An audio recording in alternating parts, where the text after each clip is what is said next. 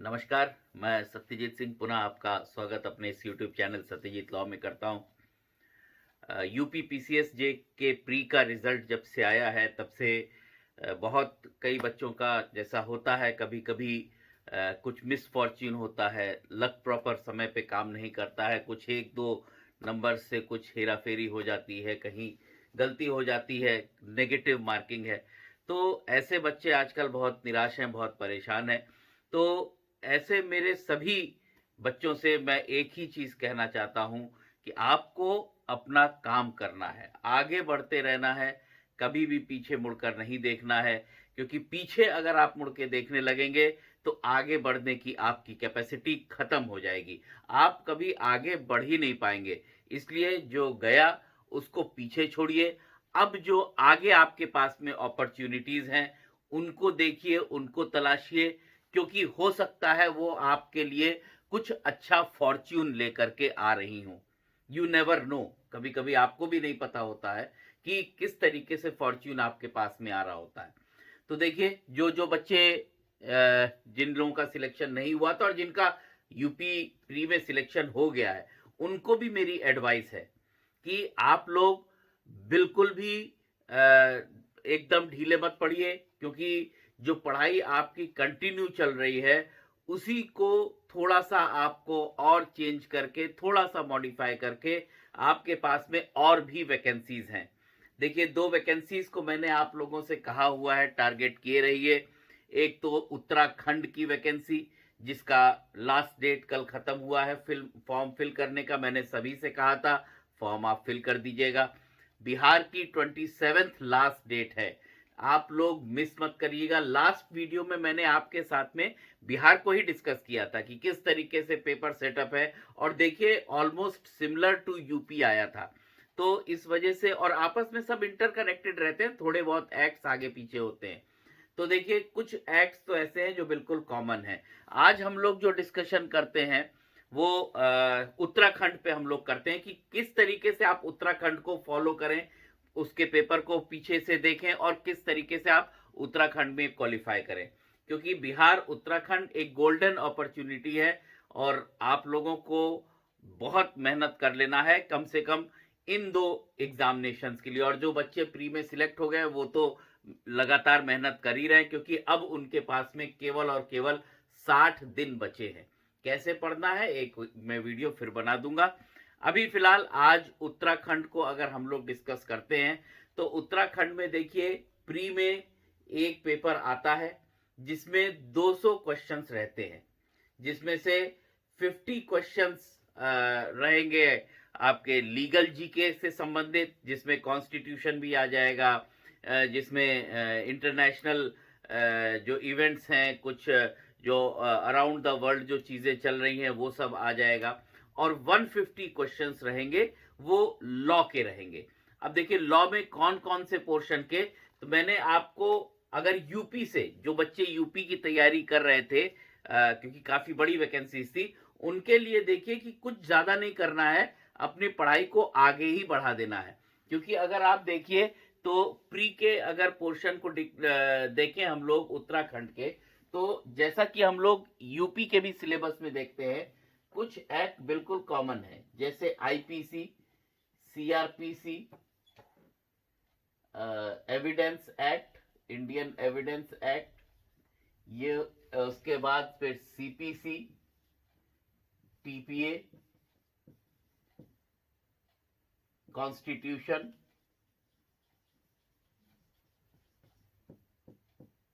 ठीक है। आप देखिए, एक कॉन्ट्रैक्ट एक्ट, ये अगर आप हटा दीजिए यूपी का एक कॉन्ट्रैक्ट एक्ट यहां से हटा दीजिए, यहां पे लिख लेते हैं हम लोग यूपी के सिलेबस को, कॉन्ट्रैक्ट एक्ट, ये यूपी में आता है, उत्तराखंड में नहीं आ रहा है। तो केवल इसको अगर आप हटा दीजिए और कॉन्ट्रैक्ट की जगह आप जोड़ दीजिए हिंदू लॉ और मुस्लिम लॉ। और बहुत फोकस रहता है हिंदू लॉ और मुस्लिम लॉ का उत्तराखंड में। अब यहां पे देखिए, आप लोग ये कहेंगे कॉन्स्टिट्यूशन का पोर्शन जो है वो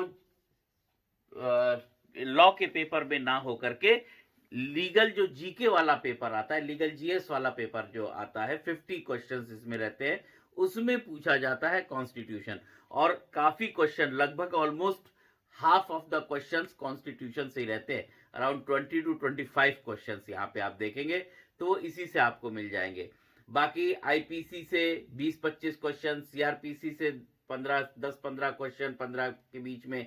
एविडेंस इसी तरीके से 25 की रेंज है। सीपीसी में भी 16 से 20 के बीच में। टीपीए में भी लगभग 20-25 का रेंज, यही एक रेंज लेकर के चल रहे। पर हिंदू लॉ और मुस्लिम लॉ से 25-25 क्वेश्चन लगभग, आप ये देखिए 150 में से 50 क्वेश्चंस तो हिंदू लॉ और मुस्लिम लॉ से। कितना इंपॉर्टेंट है हिंदू लॉ और मुस्लिम लॉ उत्तराखंड के लिए।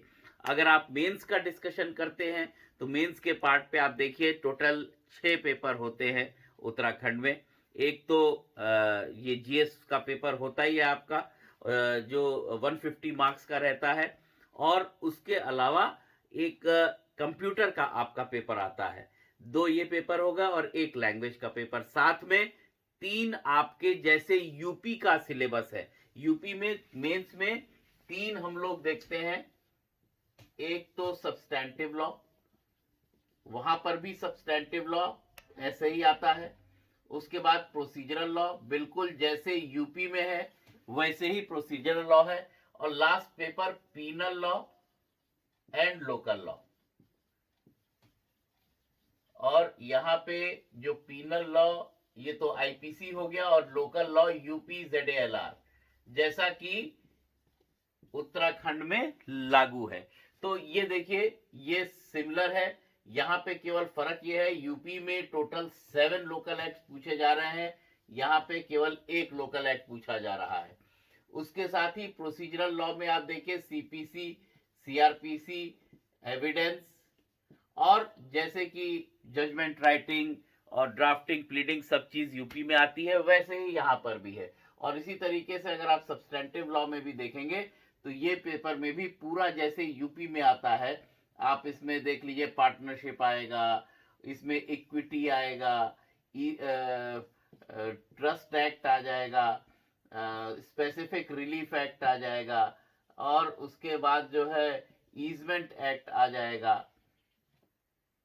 उसके बाद आप देखिए इसमें टीपीए आ जाएगा।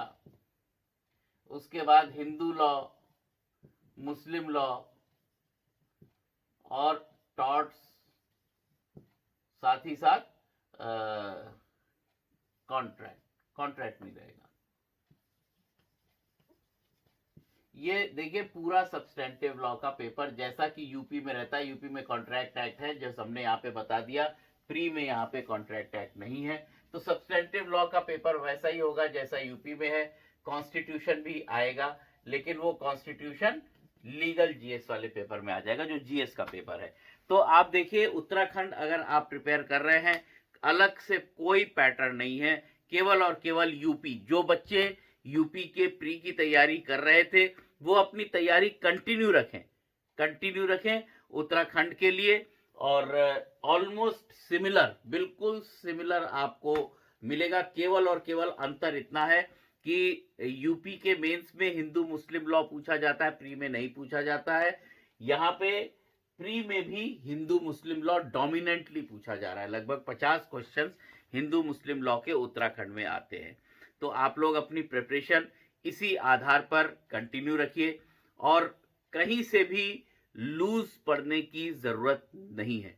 ये आपका एक इम्पॉर्टेंट टाइम है, इसको बिल्कुल मत गवाइए। इसको बिल्कुल इस इंतजार में मत रहिए कि फिर आएगा, अगली बार देखेंगे, ऐसा कुछ भी नहीं है। हर बार आप अपना कंपटीशन बढ़ाते चले जाएंगे। इस वजह से मेहनत करिए, लगे रहिए, आपकी मेहनत का फल आपको मिलेगा। चलिए बहुत बहुत धन्यवाद, नमस्कार। फिर हम लोग नेक्स्ट वीडियो में मुलाकात करते हैं। नमस्कार।